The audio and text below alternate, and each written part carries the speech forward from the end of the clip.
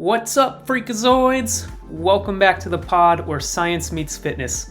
I'm Brian, and today we're talking about something that could change the way you think about your training environment. Whether you're a runner, cyclist, triathlete, gym rat, or just someone who's trying to stay fit, this episode is for you.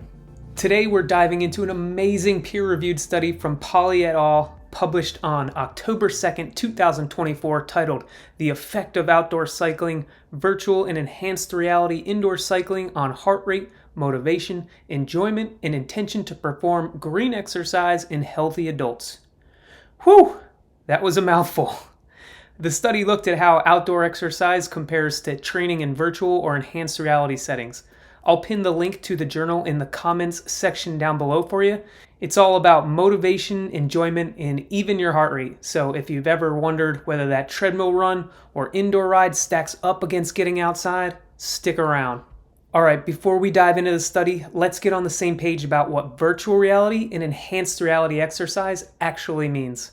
Virtual reality, or VR, is a fully immersive experience where you strap on a headset and suddenly you're running through a digital forest or cycling up a virtual mountain. It's all about taking you somewhere else entirely. Platforms like Zwift or MyWhoosh give you a taste of this with simulated routes and competitions that make indoor workouts feel a little bit more real. Enhanced reality, or ER, isn't quite as immersive. It layers digital elements over your real-world training environment.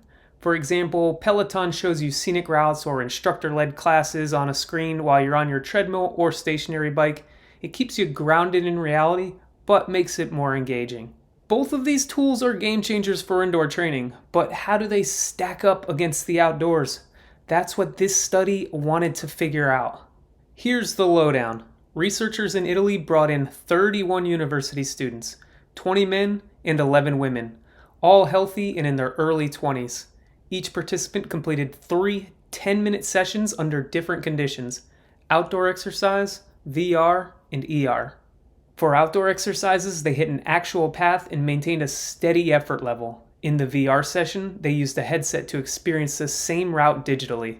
The ER session had them on a stationary bike or treadmill with a screen simulating a natural landscape. All sessions were standardized to keep the effort level consistent. After each session, the researchers measured their heart rates and asked how much they enjoyed the workout, how motivated they felt, and whether they'd want to do more outdoor exercise in the future. Basically, the goal was to find out how these environments affect both your body and your mindset. So, what did the researchers find?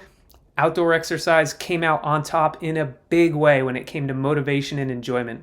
Participants were more into it mentally and said they were more likely to do it again compared to indoor options. That connection to nature really seems to do something special for the brain. Here's where it gets interesting for all you endurance athletes though. Heart rates were actually higher in the VR and ER sessions.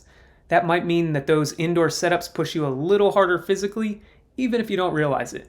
But, and this is a big but, participants still reported feeling less motivated and less engaged during the indoor sessions. It's a reminder that how we feel about a workout can matter just as much as the numbers it produces. One last point. There wasn't a big difference between VR and ER when it came to enjoyment or motivation.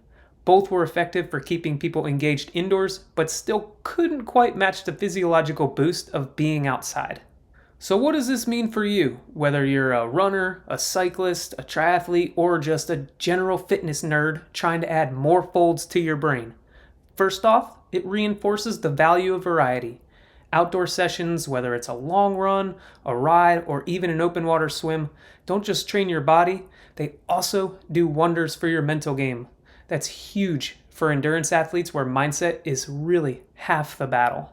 But let us not dismiss tools like Zwift, Peloton, or MyWhoosh. These platforms are amazing for staying consistent when you're stuck inside.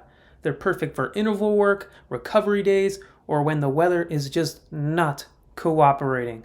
Think of them as another tool in your training toolbox, not a replacement for the great outdoors.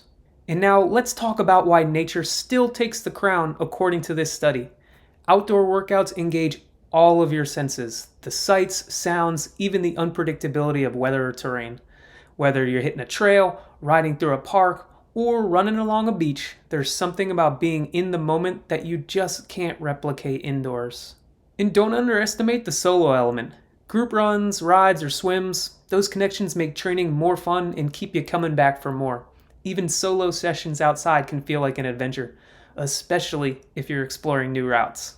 Alright, so what's the big takeaway from this research paper here?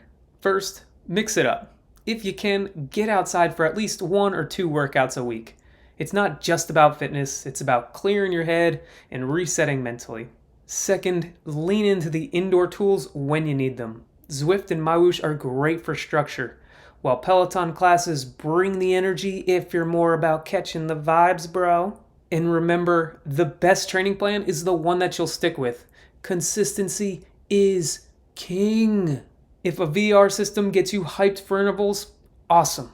If a quiet trail run is what keeps you grounded, even better. Use what works for you.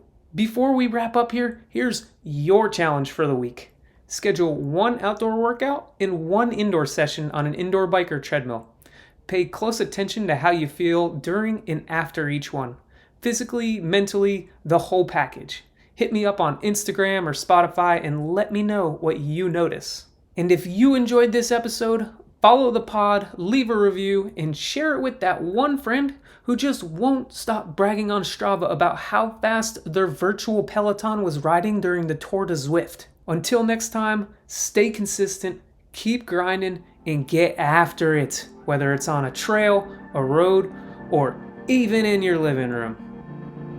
See ya!